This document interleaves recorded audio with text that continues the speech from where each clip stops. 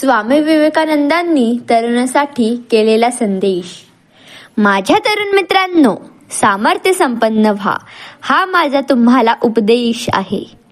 गीतेच्या अध्ययनापेक्षा football खेळून तुम्ही स्वर्गाच्या अधिक निकट जाऊ शकाल. हे धाडसाचे शब्द आहेत, पण तुमच्यावर माझे प्रेम असल्याने मी हे तुम्हाला सांगितले आहे. चूक कुठे होत आहे हे मला दिसते. मला थोडाफार अनुभव आलेला आहे. तुमचे शरीर चांगले सुदृढ झाल्यावर गीता तुम्हाला अधिक चांगली कळेल.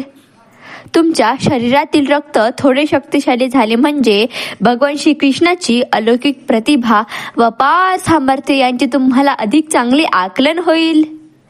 तुमचे शरीर मजबूत होऊन आपण मनुष्य आहोत अशी तुम्हाला जाणीव झाली म्हणजे तुम्हाला उपनिषदांचे मर्म व आत्म्याचा महिमा अधिक चांगल्या रीतीने कळेल. तुम्ही जर या जगाला मदत करू इच्छित असाल तर त्याच्या नावाने बोटे मोडून त्याला दोष देत बसू नका. त्याचा तिरस्कार करू नका. त्याला आणखी जास्त दुबळे करू नका.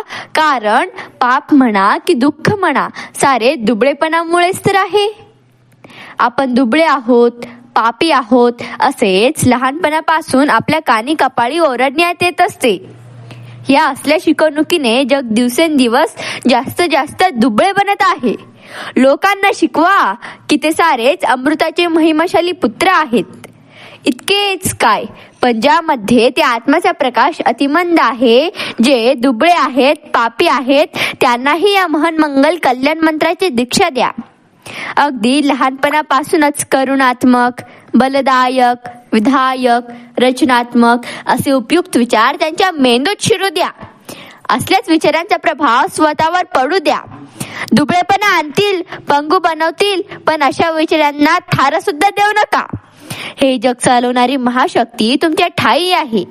ज्या अंधविश्वासांनी, ज्या खुळचट समजुतींनी, ज्या भ्रमांनी तुमचे मन झाकून टाकले आहे त्यांना पिटाळून लावा. आपण धीट बनूया, साहसी बनूया, ते सत्य जाणा आणि आचरणात आणा.